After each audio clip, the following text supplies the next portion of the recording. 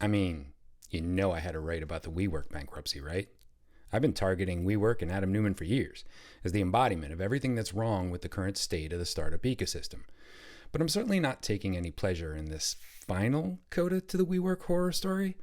I'm not trying to use Newman as a punching bag or anything like that. There's no Schadenfreude here, because I don't think the failure of WeWork is necessarily the real problem. Adam Newman is an easy target because he defines the cult of personality that is the modern era investable CEO. He, along with Elizabeth Holmes at Theranos and maybe even Billy McFarland with Fire Festival, were arguably the holy triumvirate of the concept of bad money chasing even worse money down a hole of what eventually was revealed to be nothingness. This isn't to call a crook. That's for courts and civil actions to decide. What I'm talking about is the revelation, after the last of their company embers have burned out, as to how these folks raised so much money and built out so much stuff on an idea and a business model that turned out to be, at best, paper thin. When you do the post-mortem and sift through the ashes, there's a general vibe of, holy shit, good thing we caught on to those guys. And this is often coming from the same outlets and mouthpieces that were pumping them up on the way up.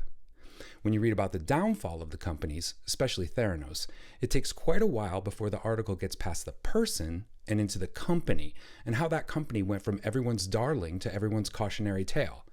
In other words, the Schadenfreude is more about the alleged fraudster than the actual failure. Adam Newman is an easy target because WeWork is not. WeWork caught absolutely no one off guard. The company formed in 2010 and then landed $1 million seed round in 2011. They had a 13-year run, and 7 of those years were a not-so-cautionary hockey stick of rocket growth. There were a lot of greater fools involved. Again, I'm not here to dump more dirt on WeWork. Visual Capitalist did a fine job of that in a handy chart, complete with an image of the punching bag himself posing like Jesus, centered at the peak of the hype. Nice touch? But my take is that if the alleged creative accounting didn't take out WeWork, COVID would have done the job just as efficiently. And even if a parallel universe existed where COVID never happened, interest rates don't stay on the floor forever. Here's the problem as I see it. WeWork was a corporate real estate play being sold as a revolutionary tech play. That was never hard to see. So I'd rather point fingers at the sure-footed investors who allegedly knew what they were doing and fret over what that means for the rest of us entrepreneurs who don't have Newman's amazing hair or look great in a turtleneck. The news is not good for us. One of the reasons I'm almost never the face of a startup's fundraise is that investors don't necessarily like my vibe. They like me, the person, the entrepreneur, the problem solver, the builder, and I don't have a beef with a single one of them. But when the checkbooks come out, they're looking for a little more je ne sais quoi than I'm willing to put out there. A lot of entrepreneurs are like me.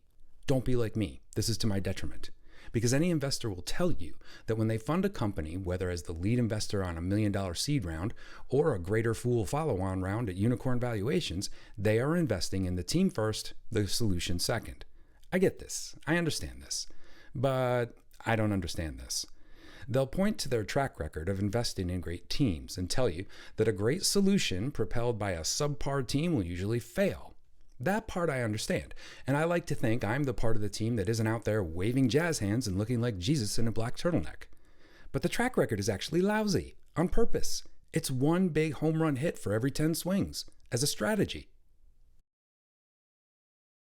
For every inexperienced and uncharismatic team that has ever driven an awesome startup idea into the ground, don't investors equally over-index on cult of personality as the cure-all for a tech company that's really a corporate real estate company, or a blood test that allegedly doesn't return results, or a luxury party that defies the definition of both luxury and party?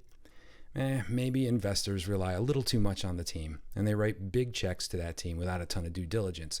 But I also think we, the entrepreneurs, should shoulder a lot of that blame.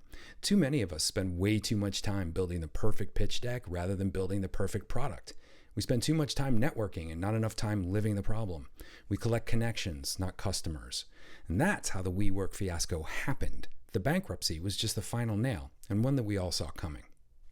Now, I love scam stories. It's a guilty pleasure of mine. It goes all the way back to CNBC and American Greed. I could literally write a scam story startup article once a week and never run out of material. I'm fascinated, though, not just by the con artist, but the mark. How it always takes two parties to make one of these cons successful. You've got to have the greedy person proactively trying to fool someone, and then you've got to have on the other side, and maybe not as equally, but equally greedy person who so much wants to believe that something that is good, too good to be true, is actually true. Now, I'm not trying to victim shame, and I've fallen for plenty of snake oil shit in my time, and we all do. So let's call it honing my bullshit detector.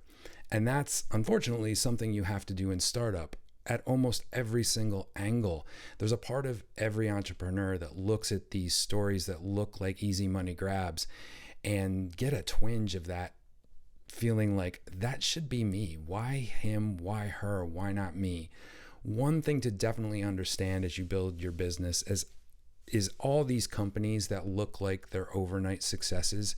I'm going to say like 9 times out of 10, it was not an overnight success. It actually took years, if not a decade or more, like WeWork, to build themselves up to a point where they looked like an overnight success.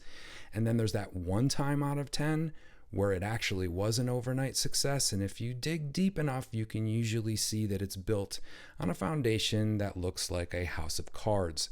Don't fall for either of those two things. Keep building the company that you want to build. And that's a great segue to Teaching Startup, my project to make more and better entrepreneurs. If you want to support me, you can do so by becoming a member of Teaching Startup. Teaching Startup is a knowledge base of content that entrepreneurs turn to when they need an experienced approach to strategic and tactical elements of running a business. Teaching Startup makes complex concepts of entrepreneurship universal and easy to implement, and it delivers them at a fraction of the time and cost associated with traditional advising. That's actually Teaching Startup's product positioning statement.